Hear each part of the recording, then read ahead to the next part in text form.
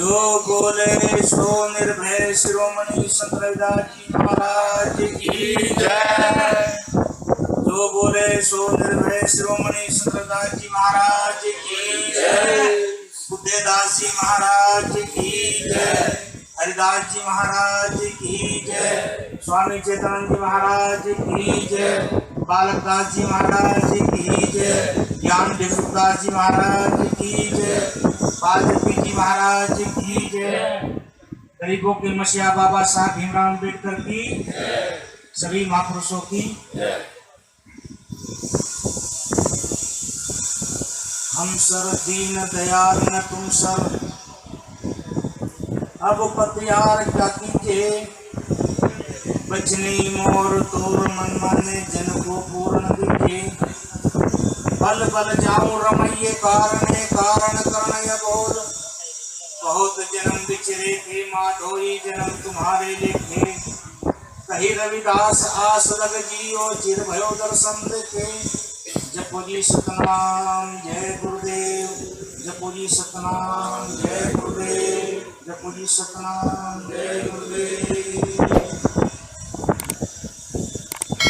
आदरणीय गुरु प्रेमियों,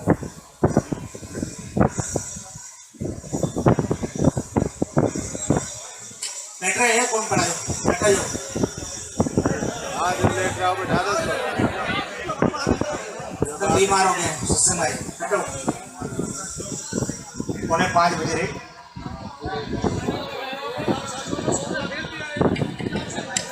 आदरणीय गुरु प्रेमियों, देखिए आज पहली बार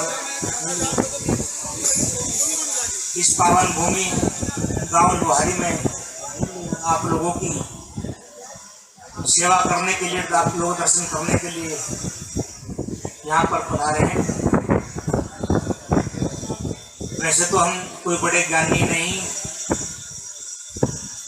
ना विद्वान है, ना वक्ता है, केवल संतों के चरणों की धूल हैं। संतों के चरणों में बैठकर 2-4 बातें सीखी हैं, उन्हीं के माध्यम से समाज की सेवा कर रहे हैं।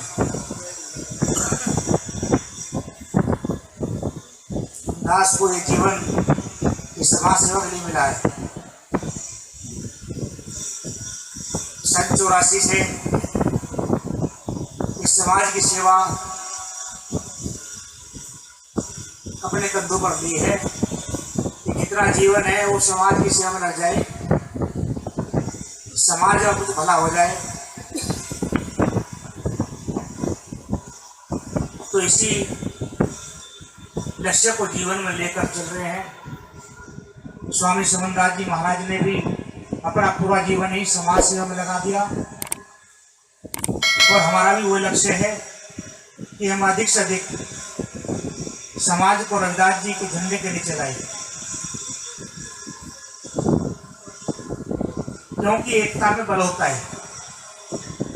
मैं एक छोटा सा उदाहरण दिया करता हूँ। एक नाले की पटरी नो सांगी शान करने के लिए चले जा रहे थे, तो रास्ते में उन्हें 3 चोरों ने घेर लिए। चोर कह लगे भाई कौन हो तुम, कहाँ जा रहे हो? सांगी कह लगे जब तो सांगी एहसान करने के लिए जा रहे। चोर कह लगे भाई जेब दिखाओ क्या ले रहे? कह लगे बाबूजी हमारे पास मुझे मंडल माचिस पड़ा, तुम बीड़ी पी लो। चोर कह लगे हमें चाहिए पैसे। कह लगे बाबूजी पैसे तुम्हारे पास है। चोर कह लगे भाई पैसे नहीं तो एक काम करो तुम सांग सुनाओ हमें।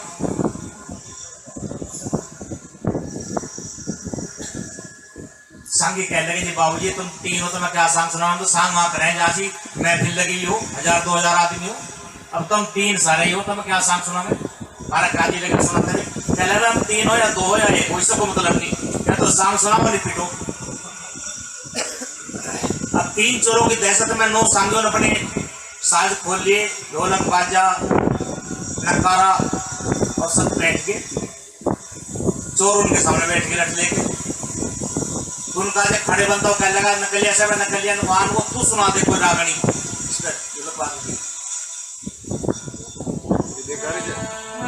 तो ढोक्स ने नकलिया ने 4 रागनी बनाई। कह लगा अकबरला का नाला बड़ा जोर यानो को नचावे, 3 चोर बरला का नाला बड़ा जोर यानो को नचावे, 3 चोर बरला का नाला बड़ा जोर यानो को नचावे। वो नक्कर वाला चलेगा जागारा चला मेरी समझ में पाई हो जा रहा। 3 चोरन नो संगे चार थे नक्कर वाला कला ऐसा मत गावे। अब मैं नक्कर बजा उसकी धुन सुन क्या कह रही, जैसे मैं कहूँ वैसे को वो सुना भाई। वो क्या लगा, अगर नकारा बोले दीन दीन ये कर पछ पड़ जाओ, दीन दीन नकारा बोले दीन दीन ये कर पछ पड़ जाओ, दीन दीन नकारा बोले दीन। नकारा वाला क्या लगा भाई, हम 9 है ये 3 है, 3 के हिस्से में एक ही द्वारा तो बात तो ठीक है।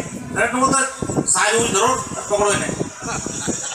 तो सांगियों ने तीनों चोरों को पकड़ा और नाले में उतार दिया। एकता बहुत बड़ी चीज होती है, बिना एकता के ही हम बेरोजगार हैं। सबसे बड़ा कारण है हमारी एकता का न होना। संत हमारे चाह रहे हैं कि समाज में एकता हो जाए, क्योंकि टूटा संगठन देख के दुश्मन हावी हो और जीत बदल जा हार में, हंसी करे सबको, हंसी करे सब कोई मिले रज में सरदारी, और हो जाती बर्बाद बंदी तू बिखर कुआरी। कह प्रेमी कविराय सभी विधि उनको लूटा, और पराधीन वे बने जिनों का संगठन टूटा। गुलामी क्यों आई? गुलामी का मूल कारण हमारे समाज का एकता न होना है। अब से 40 साल पहले कुछ एकता थी, जब लोग अनपढ़ ज्यादा थे, समाज में जब एकता थी। अब लिखे पढ़े हो गए तो वोट पढ़ भी ज्यादा, क्योंकि लिखा पढ़ा समाज है भाई, हमसे अकलमंद तो कोई है नहीं, वो अनपढ़ों को बेवकूफ माने। जब सारे अनपढ़ थे या तो सारे लिखे पढ़े बन जा, जब बनेगी। तो इसलिए हमारा जो है रविदास जी कहते हैं कि पराधीनता पाप है जान लेऊं रे नीत, रविदास दास पराधीन को कौन करत है प्रीत। ये गुलामी है, जो गुलाम हो जाता है दूसरे का अधीन हो जाता है, जो दास्ता स्वीकार कर लेता है, उसका कोई मित्र दुनिया में नहीं होता। पराधीन को दीन है, पराधीन बेदीन। सरदार जी कहते हैं कि जो पराधीन होगा उसका कोई दीन ईमान धर्म नहीं होता, वो बेरा बिरान होता है। तो हमारा कोई दीन धर्म भी नहीं है।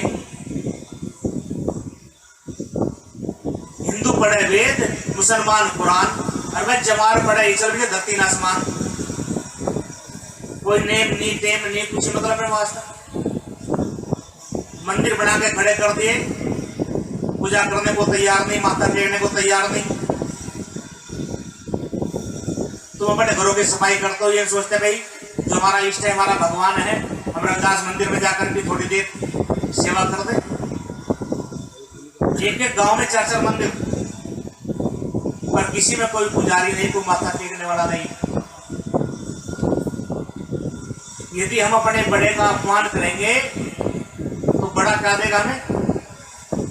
हमें श्राप देगा। वो कहेगा दुखी रहो भाई। अगर कोई अपने बाप गाली दे रहा हो तो सुखी होने का आशीर्वाद नहीं देने का, वो दुखी होने का आशीर्वाद देगा। हमारे दुखों का मूल कारण है कि हमने अपने महापुरुषों का सम्मान नहीं किया, अपने महापुरुषों की पूजा नहीं की।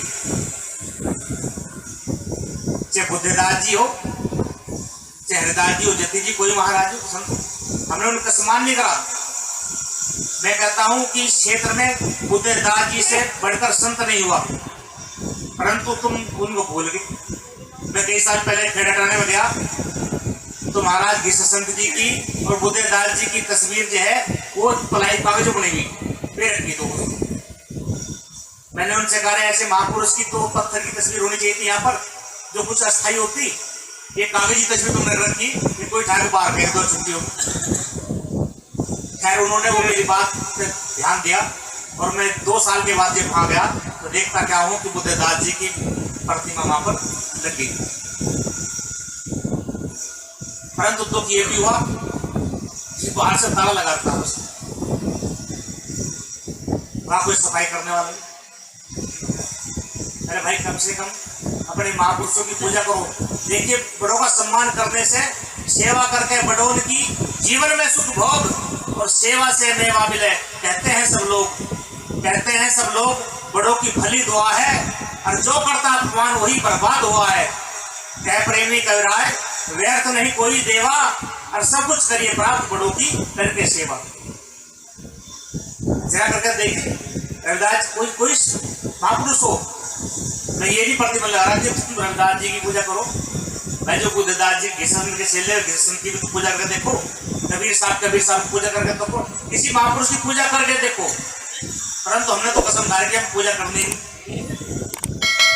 हमें सम्मान करना ही नहीं।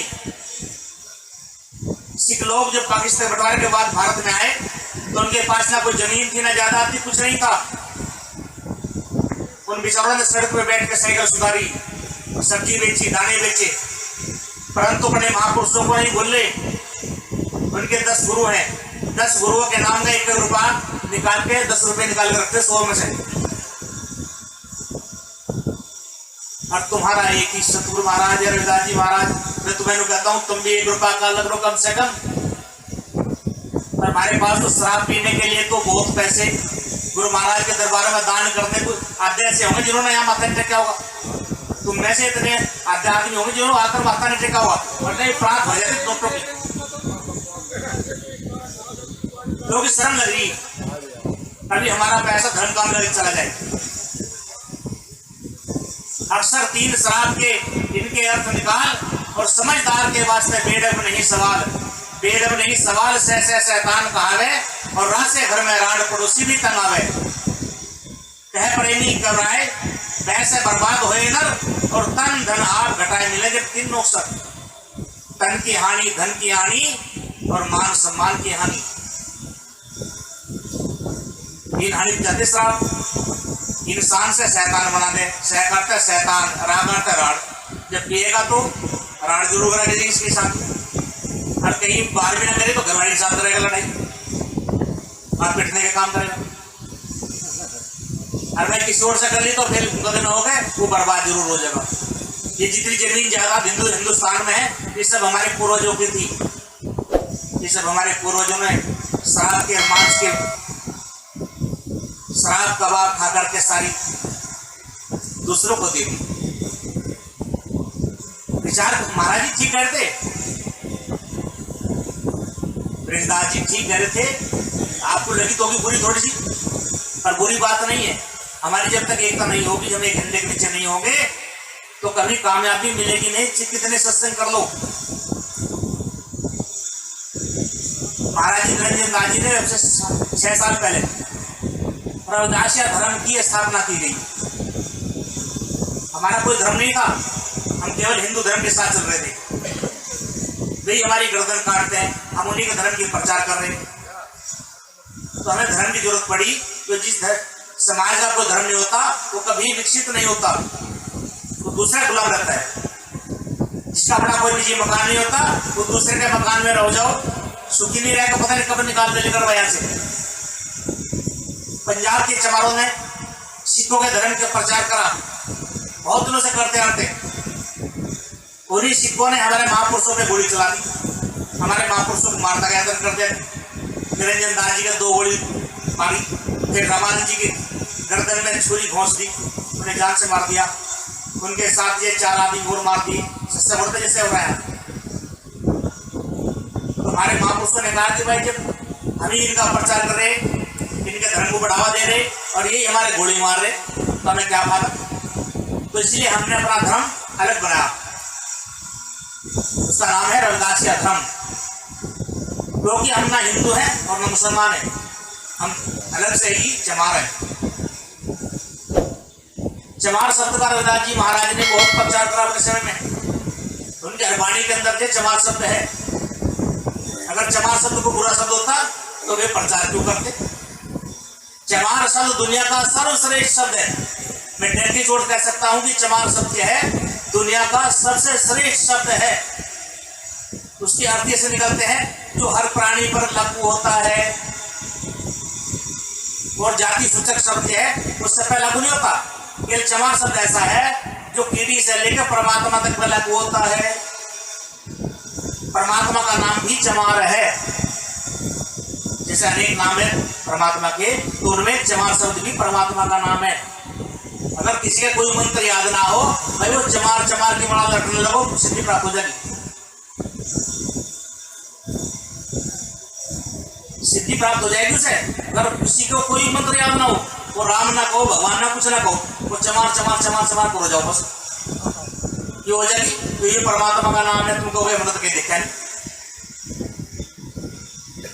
देखिए, चाम, मांस, मज्जा, अस्थि, रक्त, इन सब की रचना करने वालों को कहते नहीं भाई भगवान ने बनाई सृष्टि, सब कहते नहीं अब भगवान ने बना करें, तो भगवान ने तो बनाई सब चीजें, तो इनको बनाने वाला तो चमार ही हो गया। तो भगवान का एक नाम चमार है। तो इसलिए हमें एकता की जरूरत है। एकता जरूरी बनेगी जब हम अपने महापुरुष की बात को मानेंगे। हमारा रहबर कौन है? रविदास जी महाराज। ये दिन याद है, पंथों में बढ़ोगे तो भाई एकता बनने के लिए हम तो एक झंडे के नीचे जाना। रविदास जी हमारे देखिए, महाभारत के युद्ध में विजय कब हुई? पांडवों की, जब एक रथ पर दोनों सवार हो गए, अर्जुन और कृष्ण। तीसरा इंद्र है, उस रथ के ऊपर तीसरा आदमी नहीं था, केवल अर्जुन था, कृष्ण था। अब हमारे सामने महाभारत का युद्ध है, अगर जीतना है तो बाबा साहब को तो अर्जुन की जगह मान लो और रविदास जी को भगवान कृष्ण की जगह मान लो। एक राजनीति, एक धर्म नीति है, तो भाई भला हो जाएगा, जल्दी बेटा पार हो जाएगा। और नहीं तो भैया अगर तीसरा बैठा लिया कोई और, समझदार में नैया डूब जाएगी। जय रविदास महाराज की जय, रविदास महाराज की जय। बहुत महापुरुष लगे हैं, एक आधा नहीं है, बहुत महापुरुष लगे हुए हैं प्रचार प्रसार में रविदास जी महाराज के। विचार जब करेंगे, कुछ लोगों को तो बुरी लग रही होगी, जो दूसरे मिशन से हैं जुड़े हुए, उन्हें तो बुरी लग रही होगी, परंतु जब विचार करेंगे धीरे धीरे, अब बदलाव बहुत आ चुका है। पहले तो हम लोग 10% भी नहीं मानते थे रविदास जी को, अब 90% मान रहे हैं, 10% ही होंगे भी इधर तक, वे 10 भी कुछ समय के बाद में सब आ जाएंगे। अब तो जो हमारे महात्मा नाथों में हरिनाथ जी नाथ संप्रदाय से, उनके यहाँ रविदास जी की मूर्ति स्थापित हो गई है, बड़े बड़े बोर्ड लग रहे रविदास जी के लग रहे। हम बिहारी समाजी थे भाई, हमने आसमान छाकर दबा रख दिया, हम रविदास जी के जाके, तो यहाँ तो झंडे नीचे सबको आना पड़ेगा। इस धरती का कण कण एक दिन उनकी कथा कहेगा, आकाश में जब तक रवि चमके रविदास का नाम रहेगा। तो जैसे याद लेकर लियो, एक बात मैं बता रहा हूं मैं, जैसे आज शंकर भगवान की पिक्चर पागल हो जानी, अगले महीने हो जाए हिंदुस्तान, एक दिन रविदास के बारे में सारे पागल हो गए। देख लीजिए, क्योंकि शिव भगवान भी हमारे में से था, हमारा ही वंशज था, उसे उन्होंने अपना लिया क्योंकि उन्होंने उनका साथ दे दिया, उनके साथ करके तो उनकी पूजा हो रही। एक दिन ऐसा रहेगा, रविदास जी की पूजा भी सारा देश करेगा, सभी लोग उनके प्रेम में पागल हो जाएंगे। तो मिलकर बोले सतगुरु महाराज की। तो भाइयों, बात ये है, सारी सही है, थोड़ा सा विचार करने की जरूरत है और सभी संतों का सम्मान करो। संत कोई भी आ जाए, किसी मिशन का हो, संत पूजनीय होते हैं, संत किसी मिशन से हो पूजनीय होते हैं, तो सबका सम्मान करना चाहिए, इसे द्वेष भाव न करो, परंतु अपन एकता बनाना जरूरी है। हमें झंडे के नीचे में जय जय, भाई जिस नाव में बैठे जय तो उसी की बोलनी पड़ेगी, या बैठे दूसरे नाव में जय तो उसी बोलो, जय नहीं डूब नहीं जाने दूसरे जय बोल लगे। भाई जब नाव में उसमें बैठे ही है तो हमें तो भाई कम से मारो पिटो कुछ भी करो, गाली दो, जय तो हम तुम्हारी बोल लगे। तो हमें जय तो रविदास जी की बोलनी है, बाबा साहब की जय बोलनी। अगर बाबा साहब होते तो इस तरह सत्संग नहीं हो सकता था। बहुत बड़ी देन है बाबा साहब की, जितने पिछड़े हैं, दलित हैं, सबके लिए, गरीबों के लिए उनके भगवान आए बनकर। बाबा साहब ये अच्छे कपड़े नहीं पहन सकते थे, अच्छे मकान नहीं बना सकते थे, सब पे प्रतिबंध था, थूकने तक थूकने से जमीन पर थूक नहीं सकते थे, ऐसा बुरा साल था। तो ये सब दे दिया हमारी बाबा साहब ने, क्योंकि शासन की चाबी उनके हाथ में आई। संविधान बनाने का काम नंबर आया तो आपको बहुत कुछ दे गए। रविदास जी महाराज ने बहुत प्रचार प्रसार किया, बहुत जेल काटी, पता नहीं क्या क्या करा उन्होंने साथ में। तो महापुरुष तो तुम्हारे लिए सोच रहे हैं, परंतु तुम नहीं सोच रहे हो। ये प्रण करो आज से कि हम जिस गांव में मंदिर नहीं, कि अपने घरों में ही रविदास जी की प्रतिमा लगाओ और उसके सामने घी का चिराग जलाकर उनकी आरती उतारो। बहुत कैलेंडरों में आरती आ रही है, नाम तेरो आरती मजन मुरारे, हरि के नाम दिन झूठे सकल पसारे, ये आरती होती है उनकी। आज दुनिया के 48 देशों में गाई जा रही है ये आरती, दुनिया के 48 देशों में। और जीवन में चाहे एक बार जाओ काशी जी जाकर दरबार में माता जोते को। हमारा तीर्थ क्या है? काशी जी, काशी में रविदास सामने है, वो हमारा तीर्थ है। जिसने अगर चमान होकर उसने माथा टेका तो चमान मत समझो अपने को। और जिसे चलना हो, अब 23 तारीख में बल्ला डेरा देखो, जो पता लगा मर्यादा क्या होती है, कैसी व्यवस्था होती है सत्संगों की। बल्ला डेरा सत्संग 23 तारीख का, हम 22 में निकल जाएंगे वहाँ पर। जिस भाई को पहुँचना है तो ट्रेन के द्वारा तो जालंधर उतरे और जालंधर से 12 किलोमीटर है, वहाँ से टप्पू वगैरह करके और डेरे में पहुँच जाएंगे। क्या करो, देखो वहाँ पर कैसी व्यवस्था है। हमारे महापुरुषों ने कैसा सत्संग भवन, जो भारत में रविदास मिशन का किसी कहीं सत्संग भवन नहीं है हिंदुस्तान के अंदर। 25 करोड़ की लागत से सत्संग भवन बना हुआ वहां पर।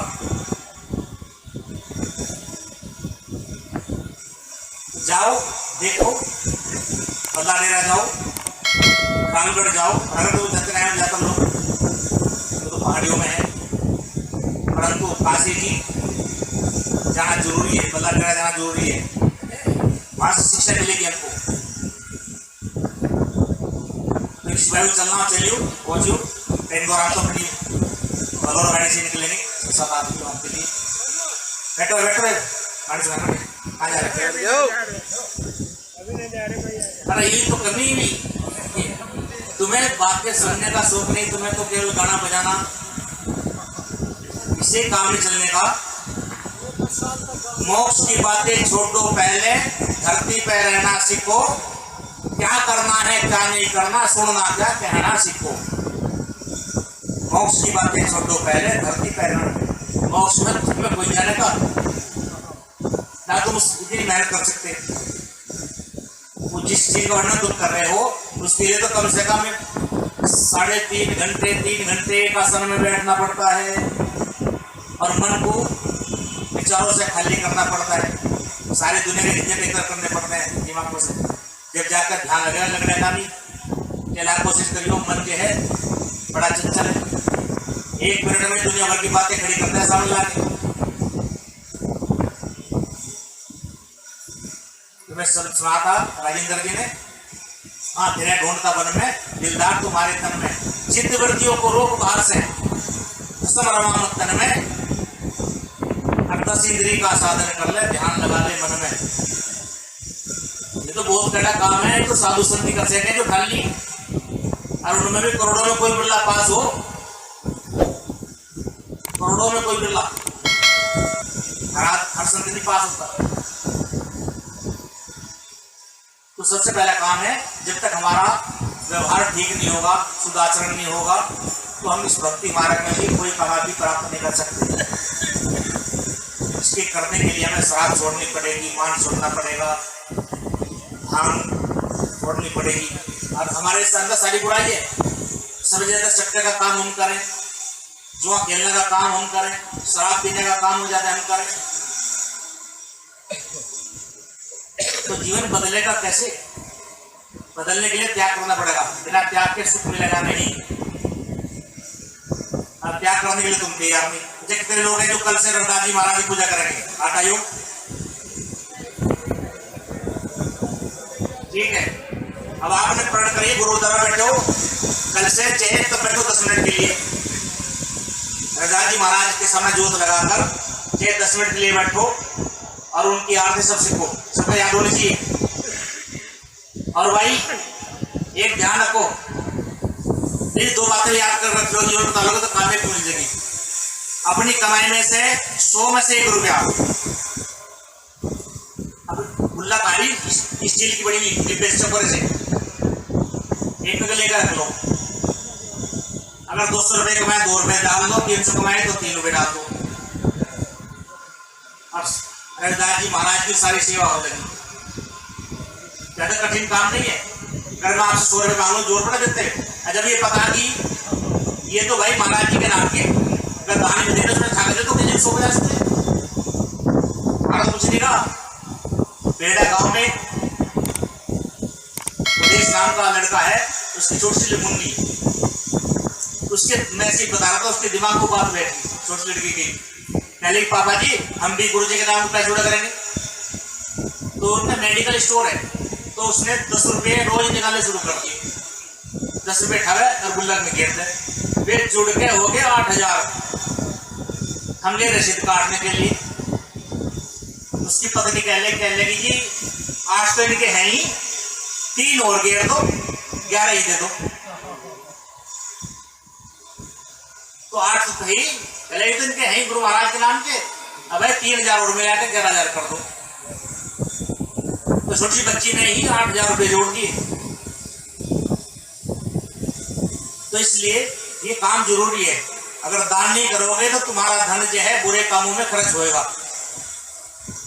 4 अधिकारी होते हैं धन के, इसे बोलते हैं दौलत।